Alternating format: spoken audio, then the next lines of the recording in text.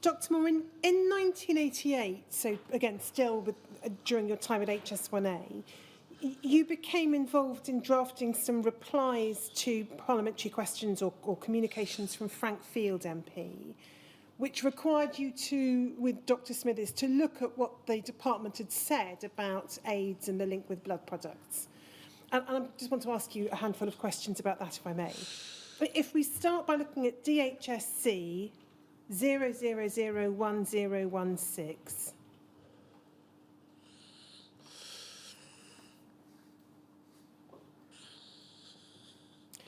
This is a memo from Dr. Hillary Pickles in Med-SEB, 19th of April 1988, copied to you, and it refers to a question which had been asked by Edwina Curry MP in November 1983, and this is really just to provide some context for the questions I'm going to ask you. So, paragraph 2, as far as we're aware, the PQ was asked by Mrs. Curry in 1983 and was in regard to the safety of imported factor VIII in the light of possible contamination with the causative agent of AIDS. In reply, Kenneth Clark said inter alia that there was no conclusive evidence that AIDS was transmitted by blood products. This reply was strictly true at the time, although with the benefit of hindsight, in November 1983, there were strong indications that AIDS could be transmitted by blood products. Conclusive proof was not available, and then reference to numbers of patients. Paragraph 5 then refers to a Lord's reply by Lord Glenarthur in July of 1983. And then 6, you will recall that Dr. Smithers and Dr. Moore prepared a detailed chronology of blood/AIDS-related events for the 1982-85 period late last year for MSH to support his reply to a detailed inquiry from Frank Field. If we just go over the page, I don't need to ask you about this because this is before your time, but just by way of context, the box that's, or the text that's been put in a box is the parliamentary question and the answer from Kenneth Clark, which we've looked at in earlier inquiry hearings. So in any event, we can see that you and Dr. Smithers have been asked to put together a chronology. If we then go, please, to DHSC 0002375_034. I think I said earlier this was in 1988. It was actually in 1987. Dr. Pickles' memo is 1988. DHSC 2375_034. You not got that?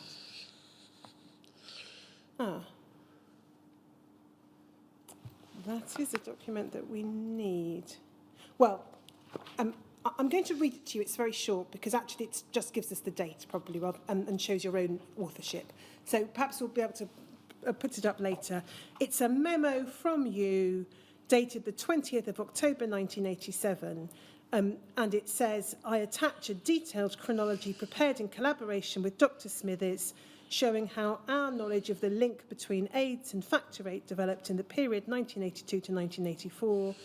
MSH may also wish to see the redraft of the reply to Frank Field, which I have attached. So that's the covering memo. Yeah. Hopefully we'll have the actual underlying documents, which I have a different reference for, 20th of October 1987. So if we try this, Paul, DHSC 0001160.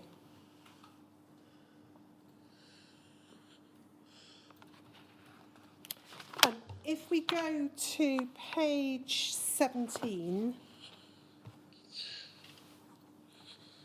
we can see this is headed Chronology Leading to Acceptance of a Link Between Factor VIII and AIDS. We've got your initials in the top left-hand corner. If we just go over to the next page, we can see this is authored by you and it's dated the 20th of October 1987. So I think it's what's referred to in the document I read out. I take responsibility for this document, yes. If we go back to the previous page, so page 17, just want to read it out and then ask you some questions about how this came to be put together. So, the first report of 3 haemophiliacs with an opportunistic pneumonia subsequently associated with AIDS was published in July 1982. UK Haemophilia Centre directors agreed to gather more information. By early 1983, the possibility that AIDS might be transmitted by an infective agent in blood and blood products was established as a plausible theory. On this basis, blood donors and high-risk groups were asked not to give blood from August 1983. 2, throughout 1983, the government's public line in private office cases and parliamentary replies was that there was no conclusive evidence that AIDS was transmitted by blood products. This statement was strictly true, and in view of the very small number of UK cases, was intended to reduce public anxiety. However, it is clear from the files that the department adopted a precautionary stance and assumed in its policy decisions that AIDS was transmitted by an infective agent. Records show close liaison with Haemophilia Centre directors, the Haemophilia Society, MRC, WHO, etc. Information was gathered and shared, but little positive action could be taken apart from excluding high-risk donors because of the lack of knowledge about the causative agent of the disease.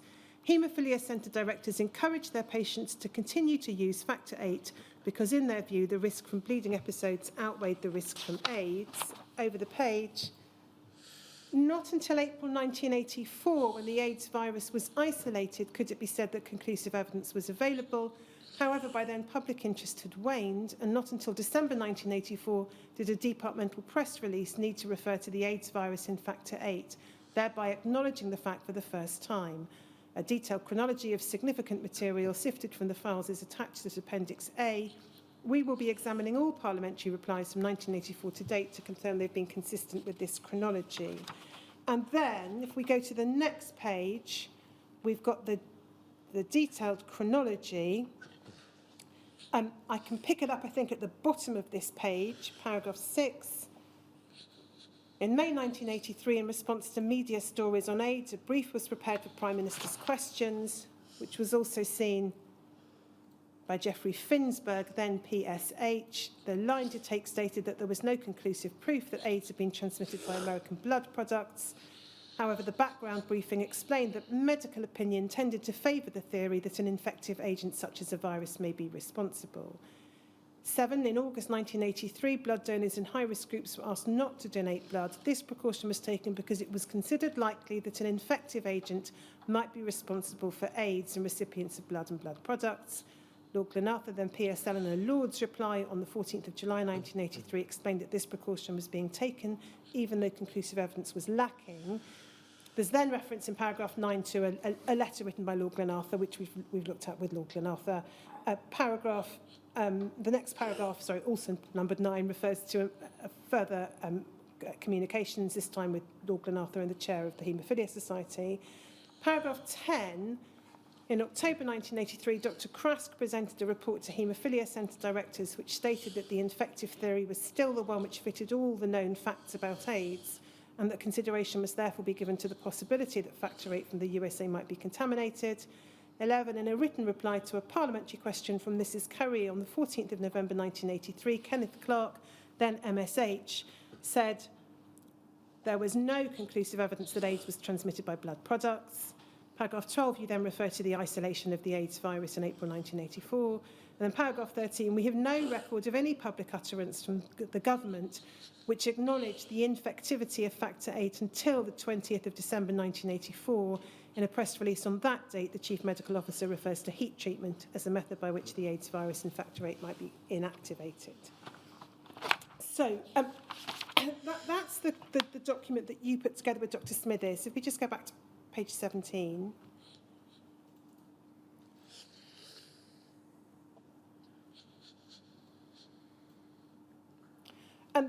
Just before I ask you about a couple of the observations you make in it, can you recall how you and Dr. Smithers put this chronology together?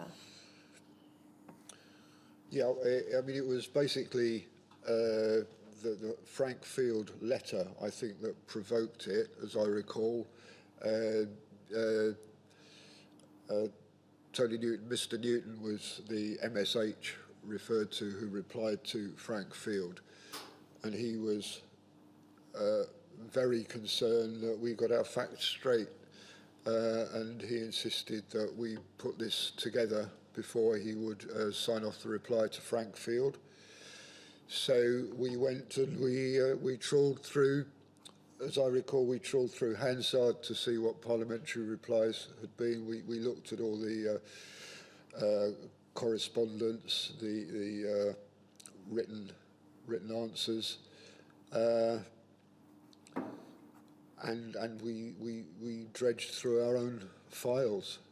That's how I recall. I mean, I wasn't there. Dr. Smithers was actually there through a lot of this period, so a lot of it must have relied on her recollection.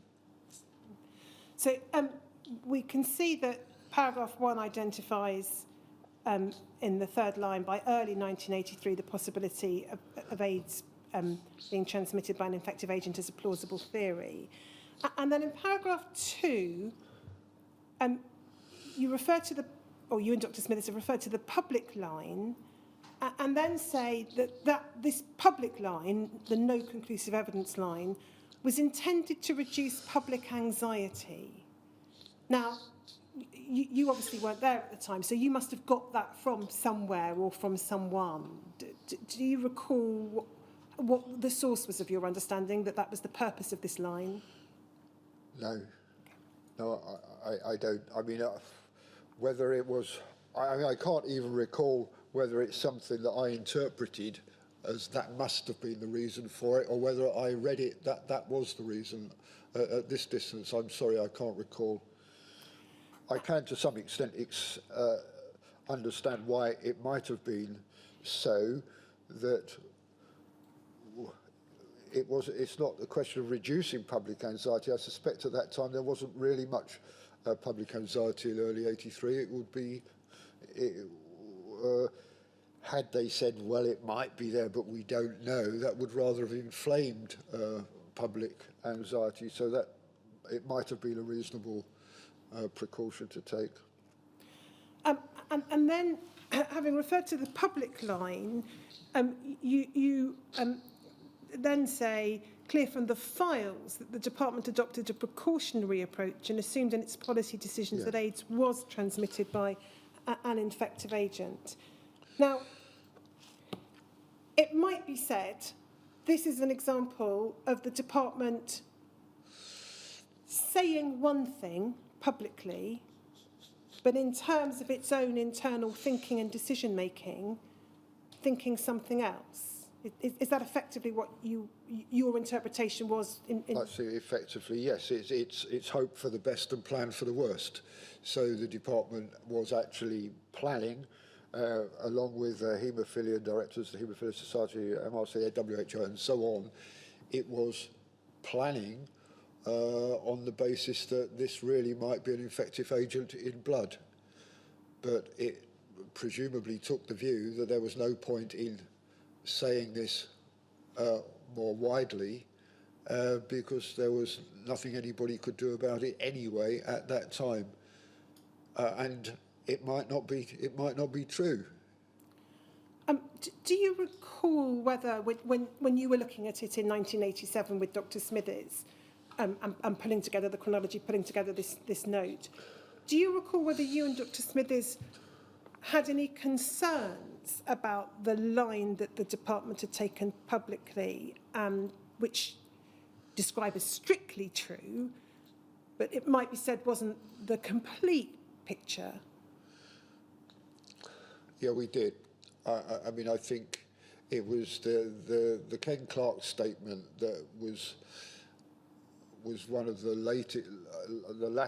latest statements at a time when it was the use of conclusive evidence, which was, I think, probably at that time, the fact that the Transfusion Service had already asked donors from those risk groups not to donate, the actions had clearly gone quite a long way on the basis that there might be an infective agent. So the use of conclusive there, we did have concerns about that, yeah. And if we just look at the last sentence on that page, talks about haemophilia centre directors encourage their patients to continue to use factor VIII because in their view, that's the view as I take it of haemophilia centre directors, the risk from bleeding episodes outweighed the risk from AIDS.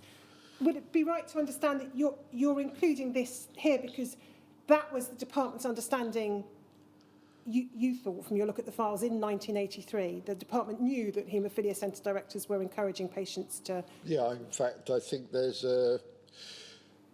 there's a newsletter from the put out by the Haemophilia Society around that period where one of the haemophilia centre doctors actually does virtually say that yes, don't worry, the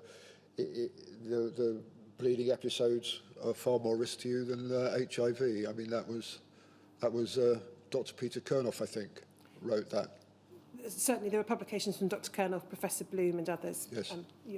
You're right. And then if we go over the page, you say in the second line, by then, April 1984, public interest had waned. What's the basis for saying that public interest had waned by April 84? I really don't know at this distance. I can only assume that when we looked through the files, we couldn't find anything in that period. I really don't know. And then it would appear from this and from the parts of the chronology that I read out that you and Dr. Smithers had identified that it's not until the very end of 1984 that there is any public statement which from the department which makes the link. Yes. Again, can you recall, was that something which you and Dr. Smithers were concerned about? I don't recall us being concerned about it. I mean, it does seem strange looking that there wasn't something between April and December. No, I find it quite difficult to understand at this distance. But again, presumably the department would not have made a statement unless it could also at the same time have offered some action. And then, just for the sake of completeness, the letter that was sent to Frank Field MP is at DHSC 0001017. So this is the final version of the letter. I don't think we've got your draft, so I don't know if there was any difference. But this is 11th of January 1988. The last paragraph on this page refers to the briefing prepared for ministers and statements by Lord Glenarthur and so on. If we go over the page, it then says this: the professional advice mentioned in Kenneth Clarke's reply in November 1983 is a reference to discussions at the Haemophilia Centre Directors meeting in October 1983, when directors were given an expert view that consideration should be given to the possibility that factor VIII from the USA might be contaminated with a putative infectious agent associated with the cause of AIDS. So, Dr. Moore, part of the reason I'm asking you about this is we don't have a full set of documents from 1983. So you were looking with Dr. Smithers at this rather closer in time when the files might have been more complete. And so is it right to understand that whatever the factual basis for it, your reading of the files, because you I think drafted this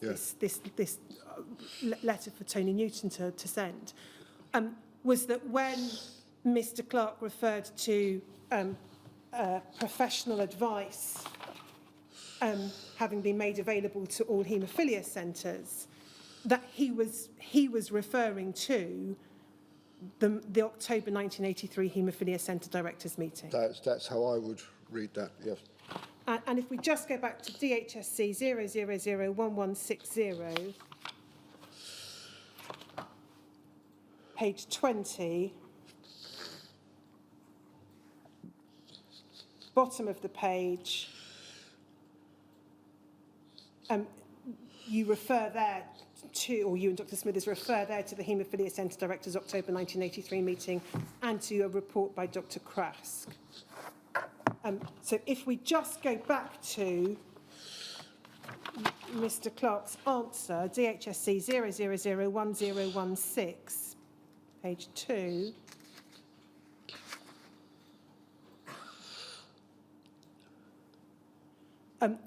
If we read the last sentence of what Mr. Clarke there says in that box that's been outlined, professional advice has been made available to all such centres in relation to the possible risks of AIDS from this material.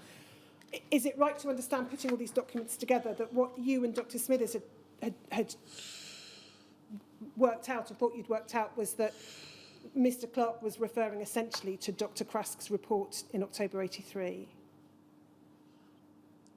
Yes, that would be right. Yes, yes. You yourself, of course, weren't involved at all in the drafting of this parliamentary reply. No, not at all. But I mean, I have to say that Mr. Newton was really concerned that the reply to Frank Field should be accurate, and he was also concerned that the succession of ministers had not in any way misled or given incorrect answers, and we were, in assembling this chronology, seeking to assemble all the information so that we could actually give him the facts, and that's what the chronology is about. I have to say that the letter to Frank Field was drafted numerous times, I mean, until we got it right. If we then move to a slightly different topic, and this is the amendments to what we've referred to in here as the AIDS leaflet. So the leaflet that was from time to time circulated to regional transfusion centres for provision to prospective donors, essentially asking them to self-exclude if they were in high-risk categories. Now, we've examined in previous hearings what happened in 1983, 1984, early 1985, all before your time, so I'm not going to ask you about that. But if we look at CBLA 0002345,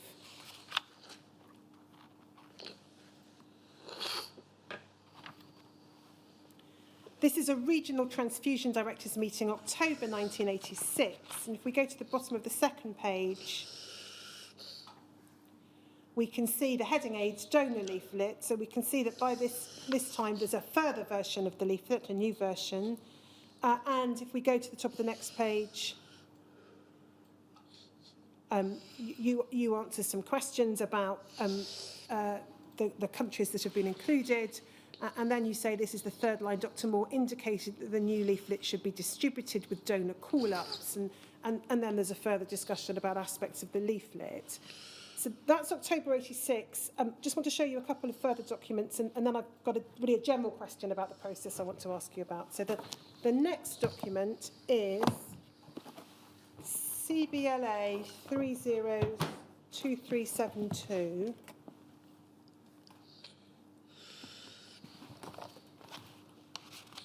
So this is a later regional transfusion directors meeting, April 1987. If we go to the third page, and towards the bottom of the page, we've got a heading, Risk Donors at Sessions.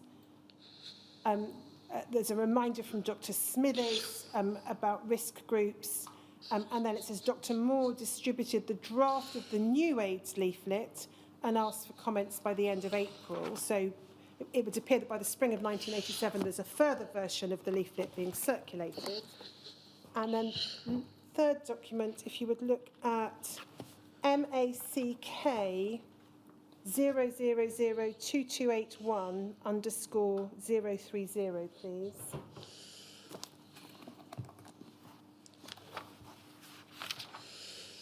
This is a memo from you headed Revision of AIDS Leaflet to Blood Donors. If we go over the page, we can see it's dated May 1987, the bottom of the page, Paul, and it's authored by you. If we go back to the first page,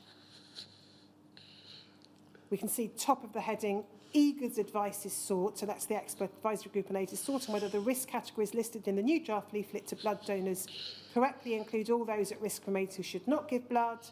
And then there's a discussion about specific risk categories and changes that are proposed. In particular, we can see, for example, under the heading Background to Risk Groups, paragraph 3, a suggested change in wording from drug abusers to people who've injected themselves with illicit drugs, and various other additional categories such as over the page. Partners of haemophiliacs, that's group 4, men and women who are prostitutes, group 5. And then at paragraph 7, says the draft leaflet with the risk categories as discussed above is attached. Members are asked to advise on whether the risk categories as stated sensibly embrace all those who should not donate blood. Now, having shown you those 3 documents which indicate a degree of involvement by you with the process of redrafting the leaflets, can you help us in understanding what, by 1986, 1987, what was the process for the production of replacement leaflets? Whose role it was ultimately to decide what they should say?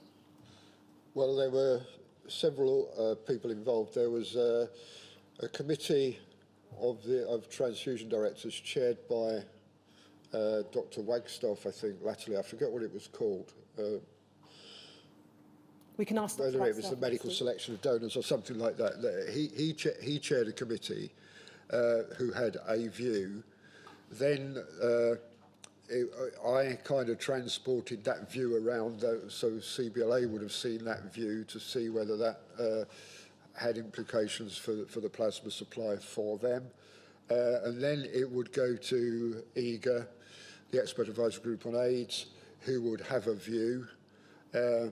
I would get those views together, quite often produce a first draft, and then it would go to the Central Office of Information people who would put it into what they considered a sort of user-friendly form. And each stage, if changes were made, it would have to go back to the other group of people to have a look at. So that's broadly how it happened. And the Central Office of Information was within the department? Or was it across all departments? No, it was across all departments, but we had forget how they were related to it, whether they were an outpost within our department. We always dealt with the same people, but I think they were probably employees of COI, but they worked within the department because they worked on our publicity material as well. Now, what you're describing is potentially quite a protracted process, isn't it? Yes. Are there ways which, looking at it now, it could have been done more efficiently or more quickly? Yeah, probably. I mean, if you look at the way in which so much of this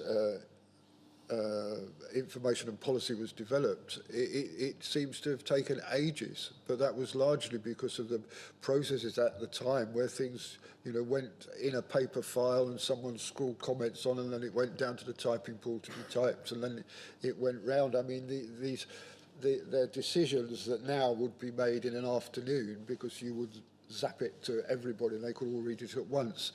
In those days, we did it sequentially on file. I suppose it could only have been done quicker if you had got everybody in the same room, but there were so many. EGA definitely thought it had the expertise on virology, which certainly the transfusion service didn't have, so it was very important to pull that information in. The Expert Advisory Group didn't have access in the same way as the transfusion service to what other transfusion services or other agencies around the world were doing. I mean, that was very much something that the transfusion directors kept an eye on. And of course, it was important that the COI put it into legible speak. I mean, obviously it could have been done quicker, but we weren't aware that this was essentially time critical, I don't think. It was, at each stage, it was improving on the leaflet that we'd got before.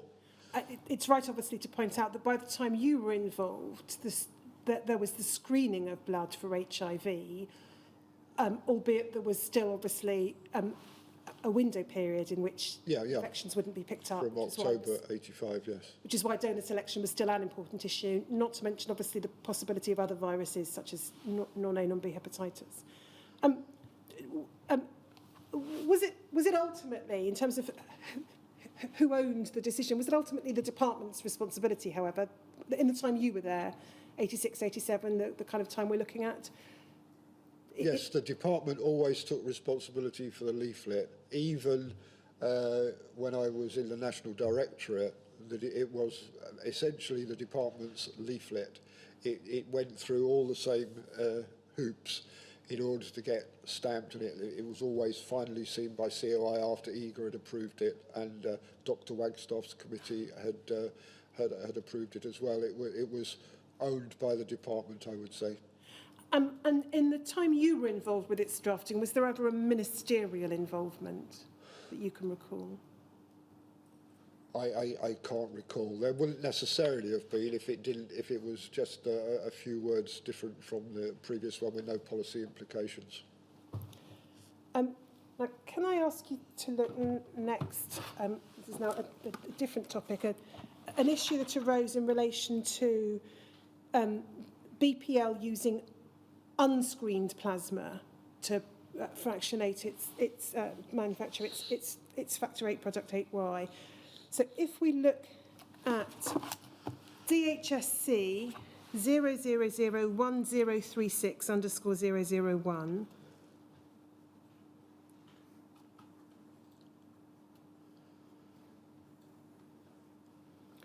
this is from you, 15th of July 1986. The attached submission alerts PSL to the possibility of press criticism concerning the manufacture of factor 8Y for haemophiliacs by the Blood Products Laboratory, Elstree from plasma, which has not been screened for the AIDS virus. And then if we go over the page, we can see from the summary, PSL will wish to be alerted to the likelihood of criticism of the department for allowing BPL to make until June 1986 factor 8Y from plasma which has not been screened for the AIDS virus. Although there is no concern over product safety, officials were misinformed by the Central Blood Laboratories Authority regarding this practice. PSL is asked to agree the line to take.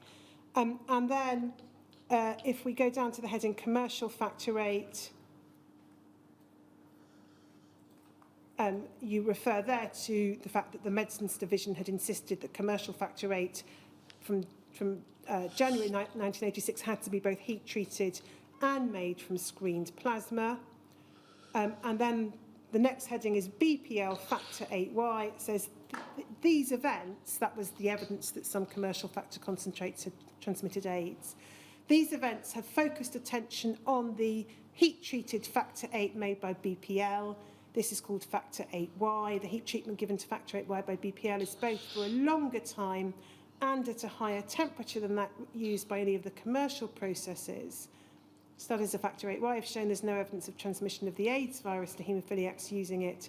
The BPL product may therefore be considered safe whether made from screened or unscreened donations.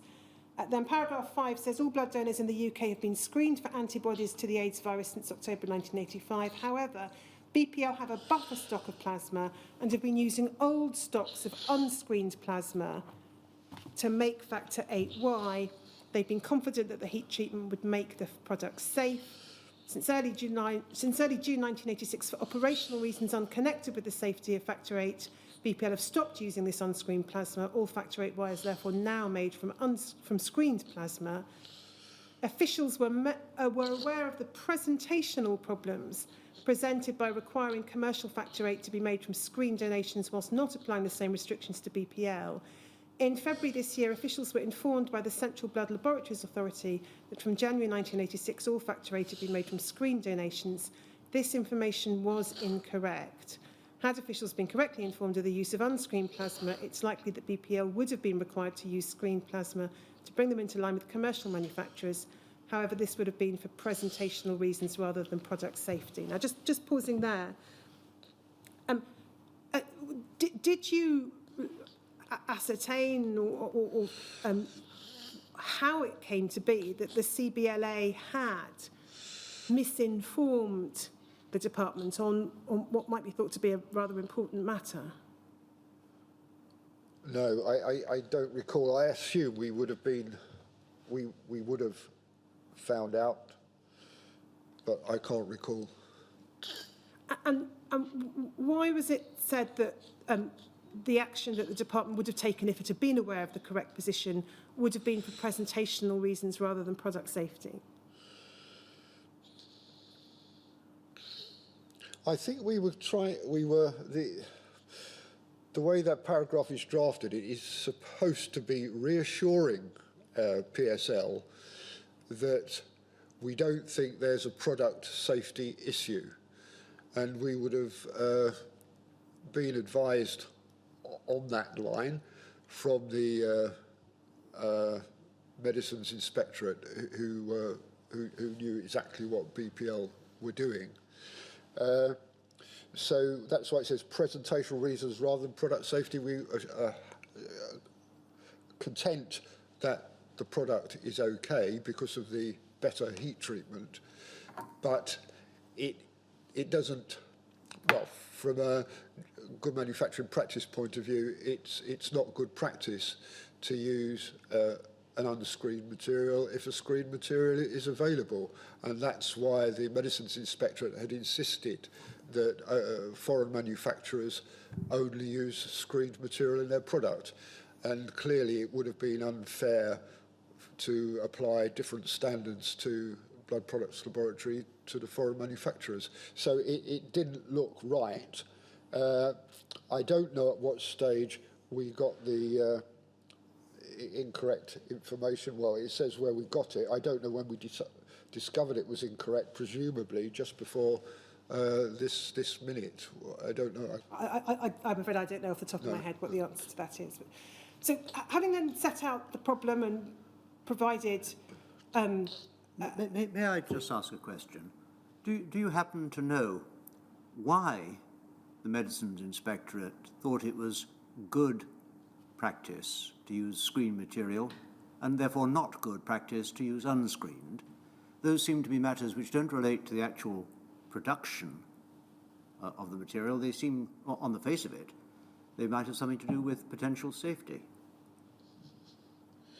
I think it's to do... I understand the point you're making. I think Well, it's a question I'm asking. Yeah, the answer... Yeah, I'm sorry. The answer is degrees of safety, degrees of risk, I think. The Inspectorate were confident that heat treatment would destroy the virus, particularly at the high temperatures that BPL was using. But if you are putting possibly contaminated plasma into the production line, then you are relying entirely on the heat treatment. If there's the outside chance that something goes wrong with the heat treatment, then you have contaminated product. So in that respect, there is a product safety issue, even though it's a small one, isn't there?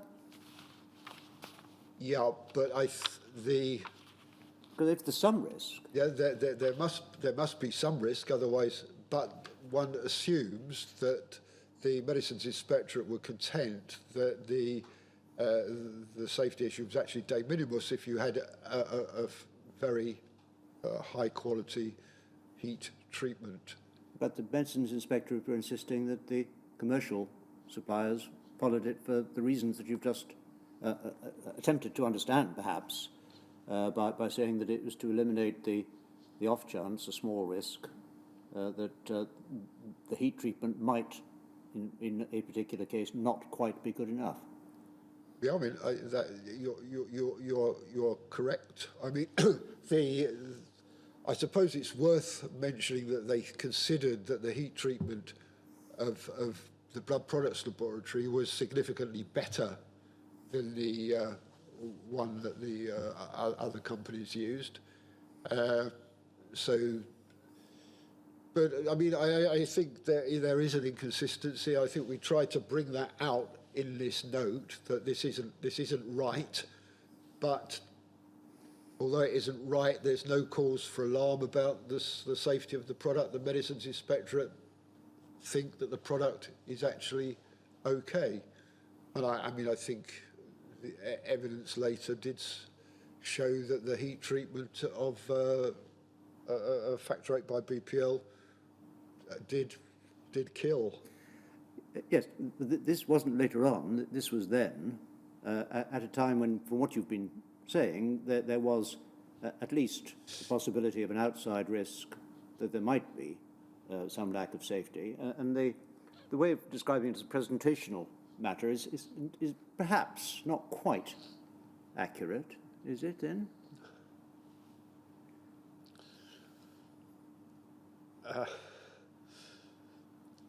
It's not a word I would have used in a document, a scientific document. It's a word that we used certainly widely to reassure ministers where action needed to be taken or where it didn't, and that was meant to say, don't worry about product safety.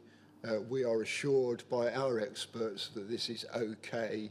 Your worry is about how it looks to overseas manufacturers who could argue that they're being set different standards to internal, and to other people who didn't understand quite how good the BPL heat treatment was. Yeah, thank you very much. And then the submission continues looking at what, if anything, should be said about this issue publicly. So if I can just read that out and then ask you about that. Paragraph 7, all briefs, POs and PQs on this topic from the Health Service Division have been checked to see whether they have included the incorrect information. Only one POH case has been identified. POH, is that private office? Yeah. And the H is health. Yes. So is it right to understand, PQs are obviously parliamentary questions and answers, but POH, is that a response that will have been made by a minister, for example, such as the Frank Field letter, a response from a minister to a parliamentary colleague? Yeah, that's right, yes.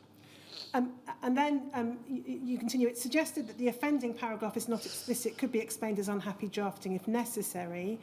Information put out by PMC, AIDS unit, is at present being checked. If it's accurate, then it may not be necessary for the fact that the department was misinformed to become public knowledge.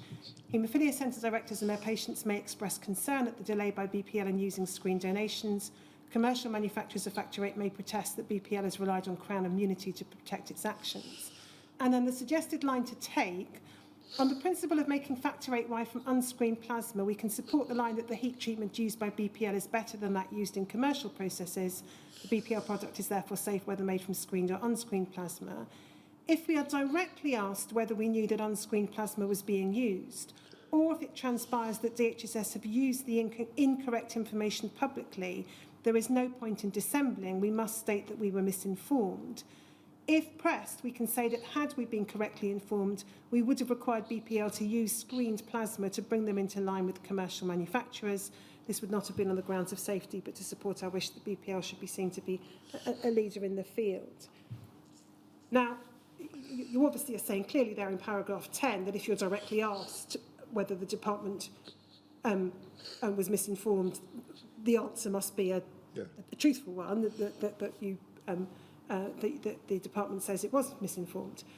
But is it right to understand that in the absence of being directly asked, or in the absence of discovering that there was a public statement that was incorrect, that the suggested line is that the department doesn't need to volunteer that it was misinformed, doesn't need to bring this attention to this matter to public attention? Yep, that's certainly what it says, yes. And so it could be said that this is indicative of an approach within the department that if directly challenged, if something's directly raised, we'll be upfront about it, but we won't volunteer information about things going wrong. And what I wanted to ask you is whether, leaving aside this briefing, to what extent that was the culture within the department, if at all, at the time?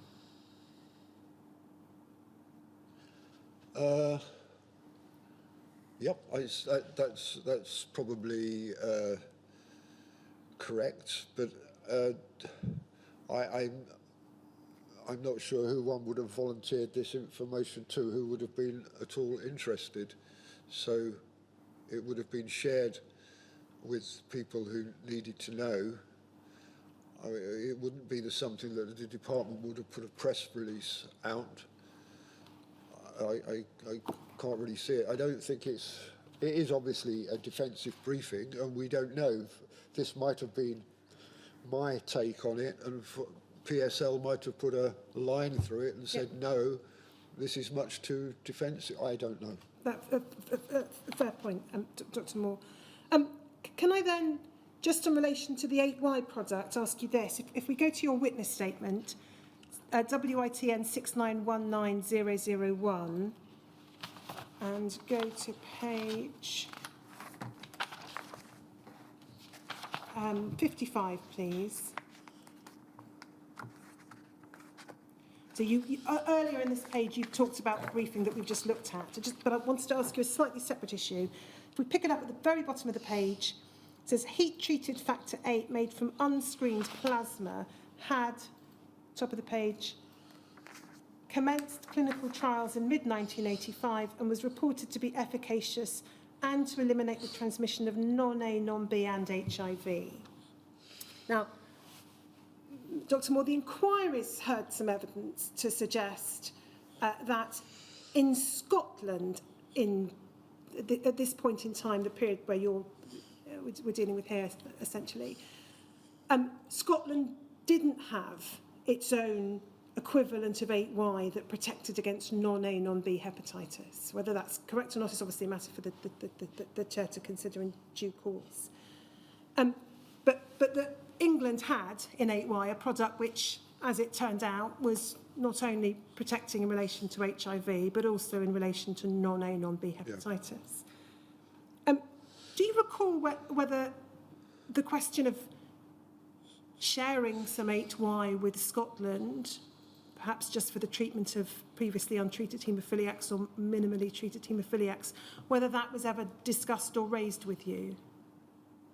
As I recall, it never came across my desk. Okay. In principle, from your perspective, and I appreciate those at BPL might have a different perspective, but from your perspective with NHS1A, if you'd had an approach from Scottish colleagues saying, would it be possible for there to be a small amount of 8Y made available to us in Scotland, would you have wanted to explore whether such an arrangement could be put in place? Yeah, there would have been no reason not to. We would presumably have discussed it with BPL, but also with the haemophilia reference directors in England. I mean, it would be very much their decision, I suspect, at the end of the day, how they wish to share it with colleagues over the border. Now, would it be right to understand then, in relation to the unscreened plasma that was held at BPL, that what then subsequently happened to that was discussions about what could be done with it, and the ultimate decision was taken to that it would be used as part of a strategic reserve of albumin, for the production of albumin? Not quite. There were two sorts of plasma in the stockpile. There was the fresh frozen plasma and there was time expired plasma. As I recall, the fresh frozen was about 50 tonnes and the time expired 126. And its total value was estimated to be about £8.5 million if it was used. So we set up a committee of experts from outside the department to look at what we could do with the plasma. And the view was that the 50 tonnes of unscreened FFP could be said to be screened if a donor, what they would have to do, they would trace back to find out where the plasma had come from, which donor that the plasma had come from. If the donor had subsequently to that, to giving the stockpiled plasma, if the donor had subsequently given another donation which was tested and found to be negative, then that could be said to have cleared the stockpiled donation. That would be equivalent to having tested it. In fact, slightly better, because it would have had a quarantine period built in. So the instruction to BPL was to, and the transfusion service was to go away and try and validate this stockpiled plasma on the basis of subsequent donations from the same donor. and if they were cleared, then that could be used. It could be called screened. The time expired plasma was different. There was no possibility of doing the check back in the same way. So the view was that yes, it would be safe to use it, but would it actually be right to use it? And we were concerned because by this time, after the incident that we've just been talking about, where the department was forced to repeat that no factor VIII had been made from unscreened plasma after June 1986, is it? We're talking about, yeah. We wouldn't want then to have put the time expired plasma through BPL. So the FFP was used where it could be traced. The time expired plasma, this dragged on for a long time. 126 tonnes, what do we do with it? The experts said it could be used for albumin. From a presentational point of view, if you'll forgive me, we didn't think we should. And then the new blood products laboratory came online in 88 or 87, yeah, 88. And they didn't want to put unscreened plasma through the production line alongside screened plasma because the one could possibly contaminate the other. So there was a very short period where the old blood products laboratory production line was working, and in another building the new product had come online, so we were going to suggest that they put the time expired plasma through the old plant so it wouldn't contaminate the new one. And then that plasma we didn't think should go to the NHS because it was from unscreened, but it could possibly be used for a strategic reserve, which is a reserve of essential, as I understand it, a reserve of essential product that is kept for use in time of war. So I think the back end of 88, there's a document related to an exchange of letters that I had with some high-ranking officer at the MOD regarding the processing of this 126 tonnes of plasma, and I'm asking for a couple of £1 million for the fractionation of the product. And I don't know the end of the story, unfortunately, because I left before I had a reply. My thinking is that it all took too long, that the old plant was closed, so there was 126 tonnes of time expired plasma which couldn't go through the new building in case it contaminated it, and it was scrapped. I think that's what happened. I mean, Blood Products Laboratory should have records of that amount of material being disposed of, but we did try and use it. Final question on the issue of factor concentrates, before I then just ask you a handful of questions about financial support and compensation. If we look at DHSC 0003963_137,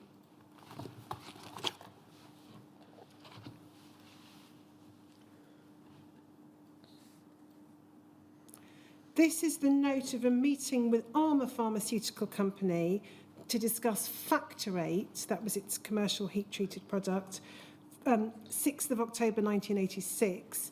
And the list of attendees include Dr. Moore. Would that be you? Yeah, I assume it is, yes.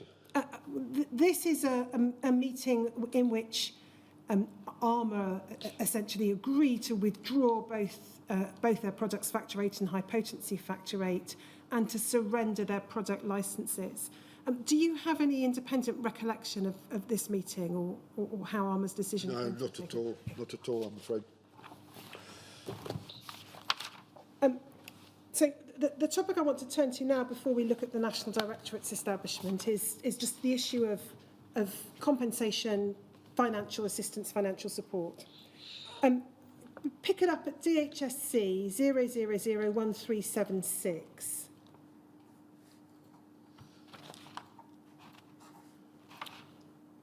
So this is a document, it's a brief for Northern Echo interview, and if we just go to the second page, we can just see the date at the bottom, 26th of February 87, and it's a document put together by you.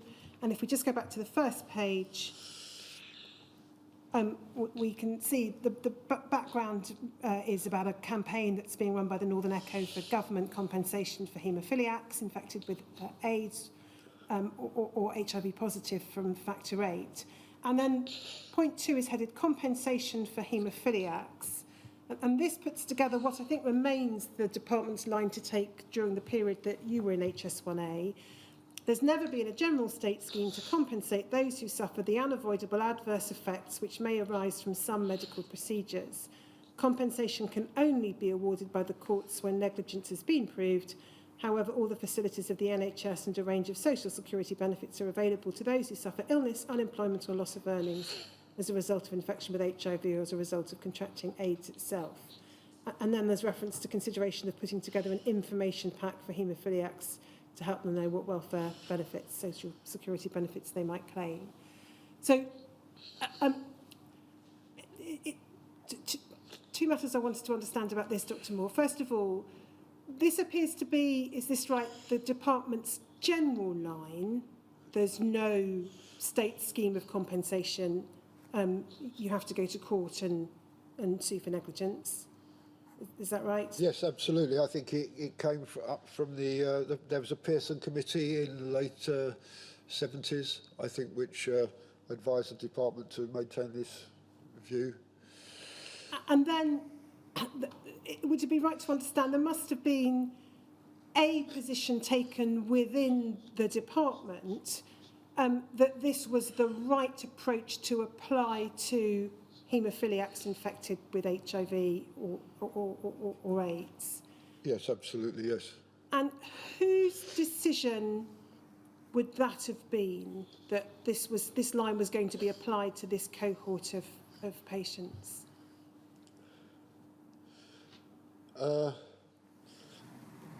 There are quite a lot of contributors to that view. I mean, I think we would have been generally informed by Pearson that this was the line we should take. But we had explored, because at this time there was, the Northern Echo wasn't the first time that compensation had been raised. We had talked to medical colleagues, and there is a minute in the papers that you've given me from Dr. Smithies, for example, where she is quite clear that the line should be held, because otherwise there are lots of patients who, she uses the word, are killed by the treatment that they receive, not the drugs, and that therefore this line is fine, that there is no reason why haemophiliacs should be considered in a different way. And I think that memo predates this by 6 months or so. So it was something that was considered. We were in HS1A. We would have certainly followed the advice from Med SEB, Dr. Smithies, and yeah, that's probably about it. No, for this line to be applied to the position of haemophiliacs, would it be right to understand that the department's view then was that the adverse effects they'd suffered were unavoidable? That's the phrase used in the articulation of the general line.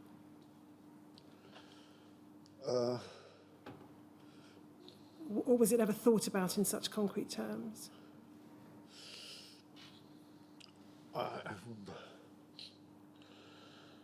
Yeah, I suppose the use of the word unavoidable. I suppose. I mean, I think that is a fair representation of the department's view. It's a very similar view that was used in parliamentary questions around this time.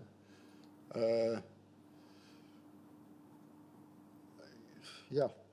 And maybe you can't answer this, Dr. Moore, but leaving aside Dr. Smithers' memo, and I want to look at that in a moment for a different reason, but was there any, well, as far as you can recall, was there any investigation, inquiry, analysis within the department, we know there was nothing public in terms of an inquiry, that looked at this issue of whether there had been culpability or fault or on the part of anyone, or whether there had been, whether this was something that was truly unavoidable or whether it could have been avoided? I think we thought it was unavoidable, that in relation to the AIDS virus, it took everybody by surprise. People reacted as fast as they could as the information unfolded, that patients were given treatment in good faith, that haemophilia, it's really down to them, haemophilia reference centre directors had actually done their best to protect their patients. I mean, that was our belief at the time. Now, if we just look, as I say, at Dr. Smithers' note, or one of her notes, for a slightly different reason, DHSC 00013883.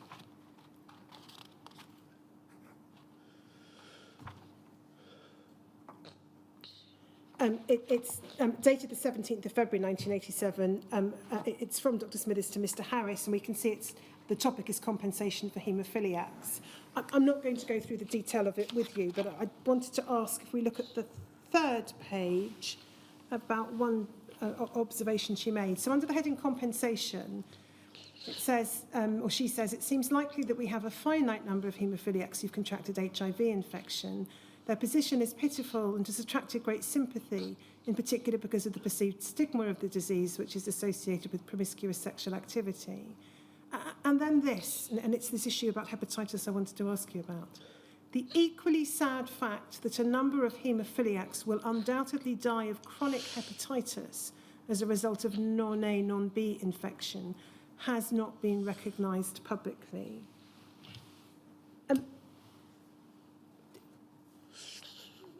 It may be said, the inquiry has certainly heard evidence to this effect, received evidence to this effect, that a number of haemophiliacs, or indeed those infected with hepatitis through transfusion, were not aware in the 1980s, in 1987, that this was potentially the death sentence that Dr. Smithers is here spelling out.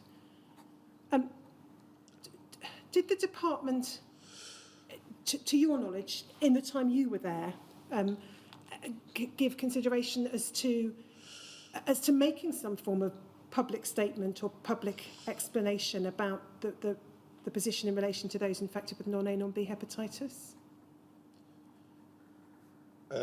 Not as I recall. I mean, looking back, my period of time there, we were fighting HIV almost. Totally focused on that, I would say. Did we know about what Alison said about chronic hepatitis? Yes, we did. We were informed by transfusion directors. Dr. Gunson had written papers. We did know about it, but certainly in HS1A, we were concentrating on HIV.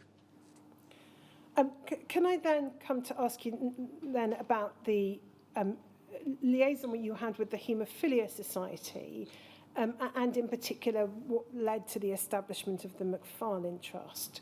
So I think we can pick it up at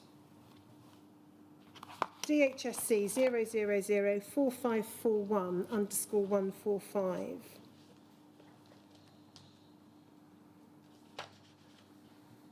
This is a minute from you, 23rd of September 1987, And it refers in the first paragraph to the Haemophilia Society seeking a meeting with the Secretary of State about compensation for haemophiliacs infected with HIV. And then you've referred to the Haemophilia Society's campaign. And you say in paragraph 4 that the media and many MPs will be sympathetic to the campaign. Paragraph 5, you recommend, or officials recommend, a meeting before the next session so that the Minister can demonstrate that he's personally aware of their case. Now, a meeting did take place, Dr. Moore, with the Haemophilia Society, and as I understand it, you have a recollection of that meeting. We can put a date on it in a moment, but what's your recollection of the meeting between the Secretary of State and the Haemophilia Society? Well, it was a really incredible meeting. I have been to thousands of meetings, but that one is very clear in my mind. The John Moore, the Secretary of State, no relation to myself, agreed to meet the Haemophilia Society, and there we had provided briefing for the Secretary of State before the meeting, which was on the lines that we've just looked at, that we don't think that this group should or could be compensated. And he had accepted that. We went to the meeting, we had someone from finance, we had a solicitor there, we had myself and my boss from HS, and the Haemophilia Society came with the Reverend Alan Tanner, their chairman, and David Waters, the General Secretary, who I'd worked with quite closely, actually in the lead up to this meeting. And they also brought 3 young men who had contracted HIV from their blood products. And I think we knew they were coming, and we'd expected them to be angry. We'd expected a difficult meeting. And they each presented their case. And it was extraordinarily moving. Even at the distance of time, I find it moving, just to recollect it, that one of them explained that, you know, he was engaged to be married, and now there was no point in going ahead with his marriage. Another explained how, you know, he got a young wife, he was desperately worried about what would happen to them when he died. And what struck us actually was that these were people who had a right to be angry, and they weren't. They were only concerned about the families that they would leave behind. And we listened, and we were really moved. I mean, I don't think I've ever seen a minister weep before, but John Moore and we were totally dumbfounded, really. And anyway, the Haemophilia Society delegation left, and we sat round, and it wasn't a question of whether we do anything. It was, you know, what can we do? What actually can we do? And I've never really seen any meeting that's kind of changed direction so quickly. Or to such great effect as that. And so I mean, John Moore was adamant that we had to do something. And we had to work out quite what we could do. And that's when, I mean, it took off. It took off then. We couldn't involve the department in a sort of no-fault compensation scheme. We had to say, if we are going to compensate this group or give this group money, then how do we ring-fence it? We ring-fence the group and we ring-fence the money. So we didn't call it compensation. We called it a welfare payment, recognising the special needs that this group had. And then we endeavoured to explain why haemophiliacs in this position were somehow different to the people that Dr. Smith is referred to who had other illnesses and other treatments. And we came up with a ring fence. I think it was on the basis that this was different because people had a hereditary disease, therefore there was a likelihood that there would be more than one person in the family who might be affected, that they had been affected since birth with haemophilia, so they hadn't had the same opportunities in their careers to build up a substantial financial buffer, and using this, and that they were in fact a finite group. So with this ring fence and the suggestion that this was a welfare payment rather than compensation, John Moore took it to, well, I think we've got documents showing that we provided a briefing for John Moore to take to Cabinet, because he had to take it through the Cabinet Committee. We in health, we hadn't got the money, £10 million, we hadn't got the money within the health budget, so we had to go and squeeze it out of Treasury. And as I recall, Treasury were really, they thought our ring fence was really flaky and they were concerned that it might be breached.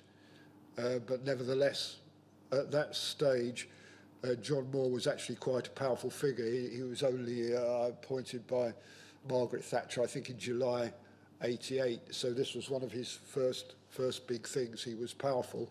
So we got the money out of Treasury. We got £10 million out of Treasury, and then it was announced in the Commons that we were going to go ahead with it.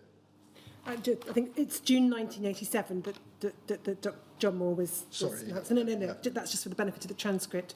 And I'm just going to give two documentary references. I don't think we need to go to the documents because you've summarised what I would have asked you about them in any event. But there's a question and answer brief that you prepared on the 13th of November 1987, and the reference for the benefit of the transcript is DHSC 0002375_052, and that tells us, I think, that the meeting that you're describing took place on the 3rd of November 1987. And then in terms of a degree of, what might be said to be a degree of reluctance on the part of the Treasury, there's a minute from Mr. Harris, 4th of November 1987, which talks about meetings with the Treasury, copied to you.